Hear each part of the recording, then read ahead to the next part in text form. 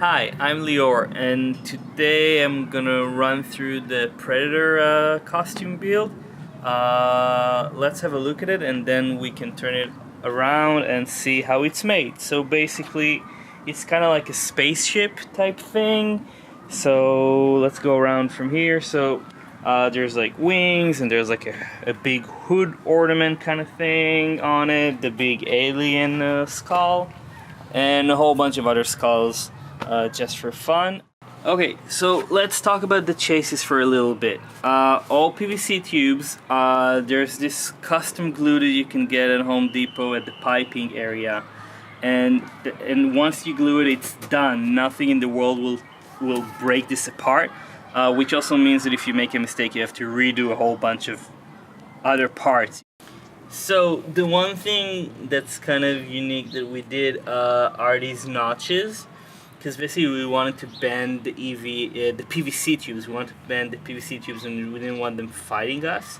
So we started out with just a few and saw that it worked. So we did a whole bunch of them on every place where we basically wanted it to taper or bend the PVC tubes. We just did these notches with a Dremel.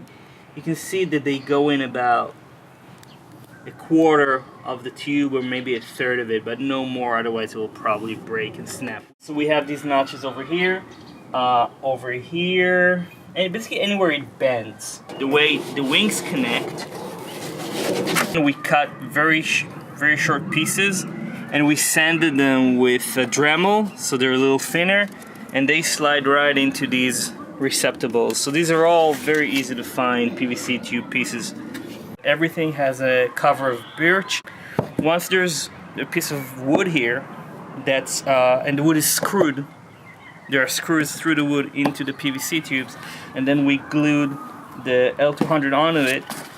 You can bang this. It's not gonna come off. This will not be damaged. This will not come off.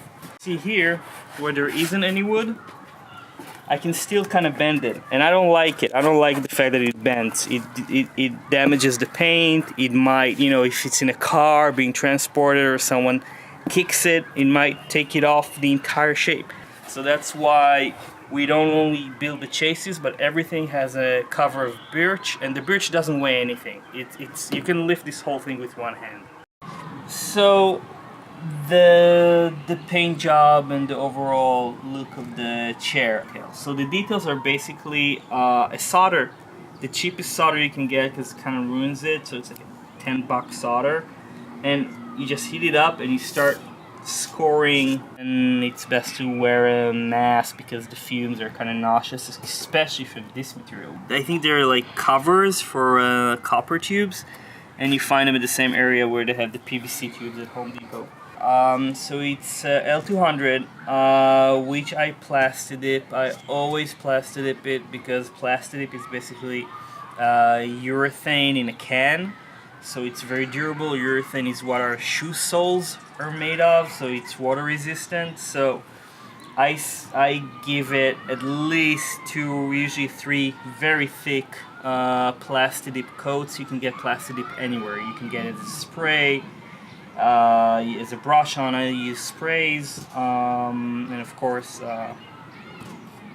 mask, breathing mask, so once it's covered in black Plastidip, which you can get in several colors, but as you can see in the Stan Winston school tutorials, to get metallics it's best to have a black undercoat. And I like using Rust-Oleums. They have some flex to it. You can, if you come closer, you can see I'm pressing hard on the paint. It will start to crack a little bit, but in general, it still breathes. So I like using Rust-Oleums because they give a metallic finish. And once you Plastidip, you can paint with anything. And that's a nice thing, because if you were to cover it with an acrylic base, you might not be able to use Rust-Oleums or any other oil paints. And oil paints dry shinier. And then just airbrushed, and there's plenty of amazing tutorials on the Stan Winston School about airbrushing. And there's actually one really nice about to do a Giger type detailing, so I kind of watched it to get all these tube details. It's basically highlights and shadows. There's a whole bunch of black shadowing, and once you pull away from it, it kind of all comes together. I think there's like a day of airbrushing, just every stripe, every tube, and then you can see there's like highlights on them.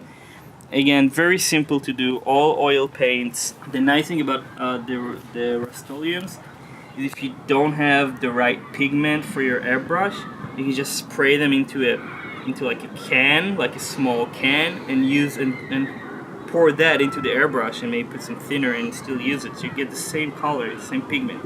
You don't have to mix separately for the airbrush. The engines are just these vent things from Home Depot, and what we did, we cut, you can kind of tell through, I don't know if you can see it, I'm going to try not to shade it, there's like some screws. Basically we cut holes in the birch, stuck them under, and screwed them into the birch so they're not going anywhere.